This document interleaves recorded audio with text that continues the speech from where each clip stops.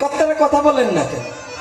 যদি মা রাগ বশতে স্বামী ত্যাগ করে, যারা রাগের প্রলোভনে পড়ে যদি কোনো নারী স্বামী ত্যাগ করে, ওই ঘরে যদি কোনো পুত্র সন্তান থাকে, আচ্ছা আপনি স্বামী ত্যাগ করলেন, ছেলে কি বাবা ত্যাগ করছে? আপনি স্বামীকে পরিচয় না দিয়ে বলেন আপনার গর্ভের সন্তান যদি বাবা পরিচয় না দেয়, তাহলে ওটাকে সমাজে কি বলবে? সমাজে কি বলবে? না না, আমি ওটা বলবো না। পরিচয়বিহীন বলতে পারি, কিন্তু ওই তোমরা যা বলছো ওটা বলবো না। আজকে ভদ্র হয়ে গেছি, আর বকাবকি করবো না।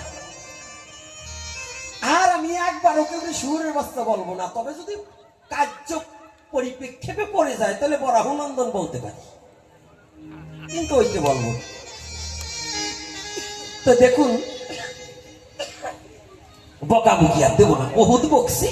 এখন দেখি আপনাদের চরণধুলি পাই একটু ভদ্র আবার পারি না। হরিবল হরিবল। তাহলে যেমন স্ত্রী স্বামীকে পরিত্যাগ করুক, পুত্র কখনো তার পিতাকে পরিত্যাগ করলে তার পরিচয়বিহীন সন্তান হয়, তদ্রূপ সনাতন ধর্মে জন্মগ্রহণ করে যদি একটা লীলাকে, একটা অবতারকে, সনাতন ধর্মের একটা যুগকে বাদ দিয়ে যদি কেউ টিকে থাকতে চায়, ওই যে পরিচয়বিহীন হয়েই দাঁড়াবে সমাজের মাঝে। বলে না গো রাধে রাধে রাধে রাধে। কি পরিচয়বিহীন হয়ে দাঁড়াতে হবে না? হবে কিনা? তাহলে বুঝুন, ছেলে যদি পিতার পরিচয় না দিতে পারে, তাহলে ওই সন্তানের ব্যর্থতা, মাকে কলঙ্কিত করা হয়। তার মাকে কি করা হয়? কলঙ্কিত করা হয়। ভজনে যদি সনাতন ধর্মে জন্মগ্রহণ করে আমার একজন উপাস্যকে যে যে মতে যে উপাস্য করুক, কোনো আপত্তি নেই, কিন্তু যুগধারণ আমার সনাতন ধর্মের কোনো কাউকে ছোট করার অধিকার আমার নেই। আমার মতো পশু কোনো অবতারকে ছোট করার কিছু নেই। এই প্রত্যেকটা লীলার মধ্যে, প্রতিটা লীলার মধ্যে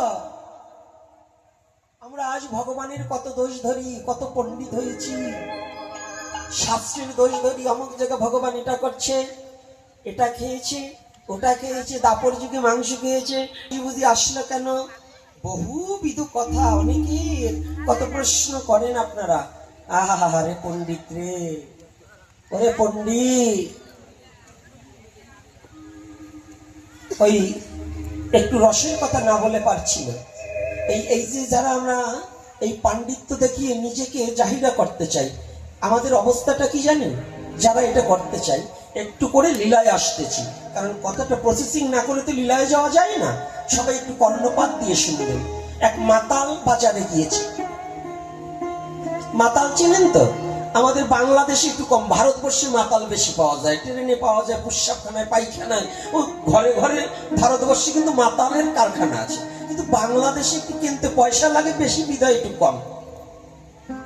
এই ভারতের গন্ধ বাংলাদেশেও কিছু আছে, তো ওই মাতাল বাংলাদেশেও কিছু ঢোকছে, ঢোকে নাই তা না। এক মাতাল গেছে বাজারে, ঢুলতে ঢুলতে যাচ্ছে, তো একজন জিজ্ঞাসা করছে, হ্যাঁ তোমার বাবার নাম কি গো? মানে মাতাল দেখলে তো সবার তো সহ্য হয় না। তো মাতাল হলে কি হবে, একটু ঠিক আছে, ও বলছে কি অরিজিনাল বাবার নাম না বলে ওর মন চুক্তি এটা বলে দিছে। ওর বাবার নাম মন চুক্তি একটা বলে দিয়েছে।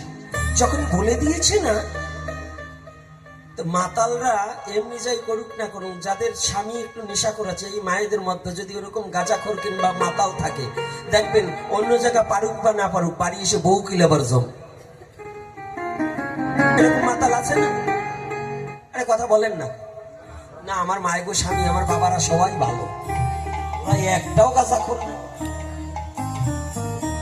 তো এইবার দেখুন, ওই মাতাল বাড়ি এসছে, এখন বউর কাছে বলছে, কোনোদিন বউকে ভালোবাসে না, বউর সাথে সবসময় ঝগড়া করে। আজকে এসে হাত থাপড়িয়ে বলছে, জানিস আজকে আমি না বড় জিতে গেছি। কি জিতেছো? প্রত্যেকদিন তো ঠকেই আসো, আজকে জিতলা কি? বলছে আমি যা জিতেছি তোকেই বলবো, আর কাউকে বলবো না। বলছি কেন? আরো পাশের লোক তারাও কান পাচ্ছে, ও জিতে গেছে আজকে হাসলে খুব আনন্দ, কি জিতছ, আর জিতার কথাটা একটু শুনতে হয়। তো মাতাল তো